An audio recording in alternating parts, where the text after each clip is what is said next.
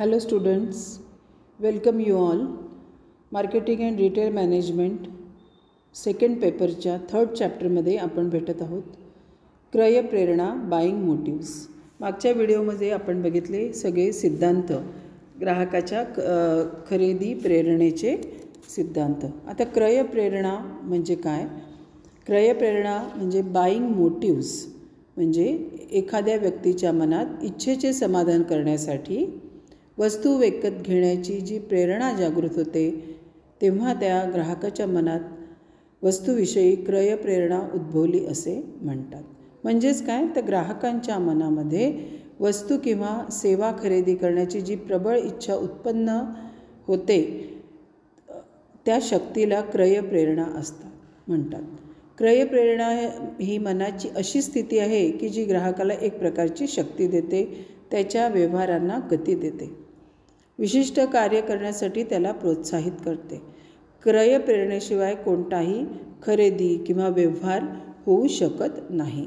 समजा एखाद्या व्यक्तीची इच्छाच झाली नाही वस्तू खरेदी करण्याची, तर तो वस्तूची खरेदी करणार नाही.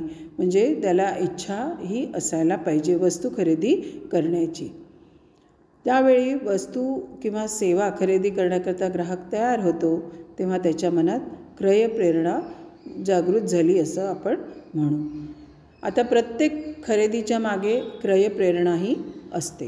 प्रत्येक वस्तूची खरेदी कोणत्या ना कोणत्या प्रकारची गरज व इच्छा पूर्ण करण्याच्या हेतूने होत असते. जसे चार चौघीत उठून दिसावे, त्याच्यानंतर एखाद्या समाजामध्ये मोठे म्हणावे व प्रतिष्ठा असावी म्हणून त्यास कार खरेदी करण्याची क्रय प्रेरणा होईल. या उदाहरणावरून असे दिसून येते की इच्छापूर्तीसाठी वस्तू खरेदी करणाऱ्याच्या ज्या प्रेरणा मनात उद्भवतात त्या निरनिराळ्या प्रकारच्या असतात. म्हणजे प्रत्येक व्यक्तीनुसार ह्या क्रय प्रेरणा या बदलत असतात. प्रत्येक व्यक्तीचं समाजातील स्थान काय आहे किंवा त्याची इच्छा काय आहे, तो फॅशन करतो का की साधी राहणी आहे, आणि त्याच्या कुटुंबामध्ये जे व्यक्ती आहेत कोणी शाळेत जाणार आहे का की कॉलेजमध्ये जाणार आहे, म्हणजे यावरूनही त्यांची क्रय प्रेरणा ही ठरत असते. आज आता आपण क्रय प्रेरणा या निरनिराळ्या प्रकारच्या असतात. म्हणजे कारण समाजातील व्यक्ती जे ग्राहक असतात ते वेगवेगळ्या प्रकारचे असतात. आपण आपल्या घरातसुद्धा बघतो की एक भावंड दुसऱ्या भावंडासारखं नसतं. प्रत्येकाची आवड निवड ही वेगवेगळी असते. क्रय प्रेरणा ह्याही अशाच अनेक प्रकारच्या असतात आणि प्रत्येक ग्राहकाच्या मनात त्या वेगवेगळ्या येतात. तर महत्त्वाच्या क्रय प्रेरणा, आपण क्रय प्रेरणांचे प्रकार इथे बघू. तर क्रय प्रेरणांचे प्रकार आहे प्राथमिक क्रय प्रेरणा आणि दुय्यम क्रय प्रेरणा. आता प्राथमिक क्रय प्रेरणा म्हणजे काय, तर प्रथमतः पहिल्यांदा ज्या आपल्या बेसिक नीड्स ज्याला म्हणतो आपण, अन्न, वस्त्र, निवारा, आरोग्य हे जे आहे आणि शिक्षण, आता एक अजून बेसिक नीड आपल्या ह्याच्यात जमा झालेली आहे प्राथमिक प्रेरणांमध्ये. तर ह्या पूर्ण झाल्या तर आपल्या प्राथमिक क्रय प्रेरणा पूर्ण होतात. क्रय प्रेरणांचे वर्गीकरण विविध पद्धतीने करता येते. यामुळे या प्रेरणांचे खरे स्वरूप समजण्यास सहाय्य मिळते. जसं मी तुम्हाला सांगितलं, प्राथमिक क्रय प्रेरणा यामध्ये मनुष्याच्या प्राथमिक गरजांचा समावेश होतो.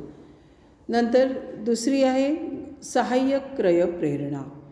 सहाय्यक क्रय प्रेरणेमध्ये काटकसरीची वृत्ती, नंतर नफा मिळवण्याची आकांक्षा, सौदेबाजी करण्याची वृत्ती इत्यादी प्रेरणांचा समावेश होतो. नंतर स्थूल मानाने ग्राहकांच्या क्रय प्रेरणांचे आपण वर्गीकरण पाहू शकतो. आपण जो मागच्या स्लाईडमध्ये चार्ट पाहिला त्याच्यावरनं तुम्ही दुय्यम किंवा सहाय्यक क्रय प्रेरणा या पाहू शकता. तसंच स्थूल मानाने ग्राहकांच्या क्रय प्रेरणांचे वर्गीकरण केले तर भौतिक प्रेरणा, मानसशास्त्रीय प्रेरणा आणि सामाजिक प्रेरणांचा समावेश होतो. आता आपण पाहू भौतिक क्रय प्रेरणा म्हणजे काय. तर ज्यामध्ये जसं बेसिक नेसेसिटीज आहे, तहान, भूक, विश्रांती, झोप या भौतिक प्रेरणा झाल्या. नंतर आहे मानसशास्त्रीय प्रेरणा, याच्यात अहंकार, भीती या संबंधी म्हणजे ह्या भावना मनामध्ये आल्या की काही वस्तूंची आपण खरेदी करतो. खूप थंडी पडणार आहे अशी भीती दाखवून दिली तर आपण स्वेटरची खरेदी करतो. अशा प्रकारच्या ज्या मनाशी निगडीत असतात वस्तूसंबंधीच्या प्रेरणा त्याचा समावेश मानसशास्त्रीय प्रेरणामध्ये येतो. नंतर सामाजिक प्रेरणा, जसं मी तुम्हाला सांगितलं की व्यक्तीचे समाजातील स्थान, सामाजिक मान्यता याच्या निगडीत ज्या प्रेरणा असतात त्या सामाजिक प्रेरणा असतात. नंतर ज्या येतात त्या अंतर्वर्ती क्रय प्रेरणा. प्रत्येक सुज्ञ किंवा विचारी व्यक्ती शिकत असतो. शिकण्याची ही क्रिया त्याची सतत सुरू असते. म्हणजे आपण म्हणू ना की आपण जन्म झाल्यापासूनच आपल्या काही प्रेरणा अस्तित्वात असतात व त्या सातत्याने वाढत जातात.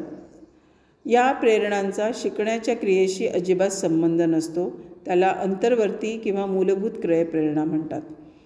जसे मनुष्याची आर्थिक स्थिती, उत्पन्न, शिक्षण, सामाजिक स्थान इत्यादी बऱ्याच बाबींचा या प्रेरणेवर प्रभाव पडतो. त्याच्यानंतर आहे विवेकात्मक क्रय प्रेरणा. नावाप्रमाणेच सत्सद्विवेक बुद्धीचा उपयोग करून व्यक्ती जेव्हा वस्तू खरेदी करतो तेव्हा त्याला आपण विवेकात्मक क्रय प्रेरणा म्हणतात. याच्यामध्ये ग्राहक आपल्या वस्तूला आपली किती गरज आहे वस्तूची, आपण वस्तूची किंमत किती देऊ शकतो, त्या मानाने तिची उपयुक्तता किती आहे, वस्तू टिकेल की नाही, नंतर वस्तूच्या वापरापासून उपभोगापासून आपल्याला समाधान मिळेल का, याचा प्रामुख्याने विचार करत असतो आणि मगच वस्तू खरेदी करतो. त्याला विवेकात्मक क्रय प्रेरणा म्हणतात. म्हणजे ह्या प्रेरणा बुद्धी, तर्क आणि विवेक याच्याशी निगडीत असतात. नंतरची आहे भावनात्मक क्रय प्रेरणा, इमोशनल बाईंग मोटिव्स. मनुष्याला बुद्धीप्रमाणे मन आणि भावनाही असतात. त्याचे स्वतःचे एक भावना विश्व असते. प्रत्येक व्यक्तीला प्रत्येक वेळी भावनांचा आवेग कमी जास्त असतो. कधीकधी खूप भावनेच्या भरात आपल्याला परवडत नाही अशी सुद्धा वस्तू खरेदी करतो. म्हणजे प्रसंगी आपण आर्थिक स्थितीचा किंवा आपल्या कुवतीचाही विचार न करता अनावश्यक वस्तूंची खरेदी करण्यासाठी प्रवृत्त होतो. म्हणजे भावनेच्या आवेगामुळे ग्राहकांना खरेदीचे व्यवहार करण्यासाठी अभिप्रेरित करणाऱ्या प्रेरणांना भावनात्मक क्रय प्रेरणा असं म्हणतात.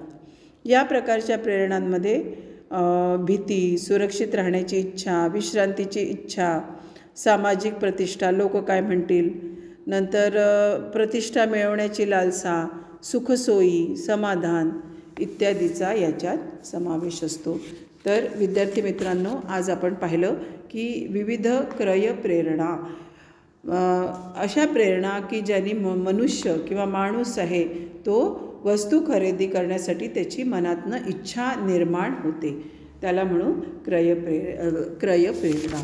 पुढच्या व्हिडिओमध्ये आपण पाहू की मास्लोचा क्रय प्रेरणांविषयक सिद्धांत. धन्यवाद.